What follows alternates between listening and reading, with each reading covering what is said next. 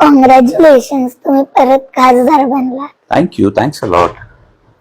मला तुम्हाला कधी विचारायचंय, बोला. जसं शिवाजी महाराजांनी शेतकऱ्यांसाठी सुराज्य केलेलं, तसं तुम्ही पण शेतकऱ्यांप्रती चांगले दिवस यायला मदत कराल ना? 100% करणार.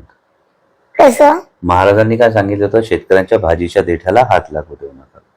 आता अडचण काय आपल्याकडे, असं म्हणतात की शेतकरी टॅक्स भरत नाही, पण शेतकरी जे काही खरेदी करतो त्या प्रत्येक गोष्टीवर शेतकरी टॅक्स भरतो.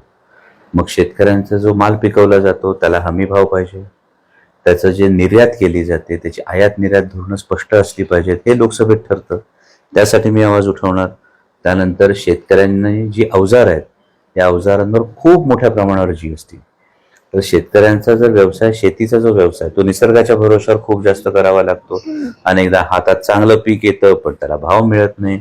तुला हवं असतं ना कांदा स्वस्तात पाहिजे म्हणून, पण शेतकऱ्याला मात्र कांदा पिकवण्यासाठी खूप मेहनत करावी लागते. जो कांदा तुझ्या घरात येतो ना बघा, तो कांदा तुझ्या घरात येण्याच्या आधी तो 32 वेळा हँडल होतो. म्हणजे तो 32 वेळा जो हँडल झाला तेवढ्या लोकांचे कष्ट असतात की नाही त्यामध्ये.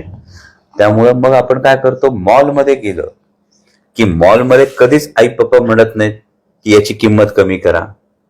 पण जेव्हा तुम्ही बाजारात जाता तेव्हा कोथिंबीर 5 रुपयाला जोडी सांगितली की 10 रुपयाला जोडी सांगितली तर आपण पटकन म्हणतो ना थोडं काय कमी होत नाही का. तर तेवढं एक करा की मोलभाव करताना मॉलमध्ये जसं करत नाही तसं शेतकऱ्यासाठी कधी मोलभाव करू नका, कारण त्याचे कष्ट असतात आणि हे आपण 100% करू. थँक्यू. थँक्यू बेटा. छत्रपती शिवाजी महाराज की जय. तुम्ही पाहत आहात विस्टा न्यूज मराठी.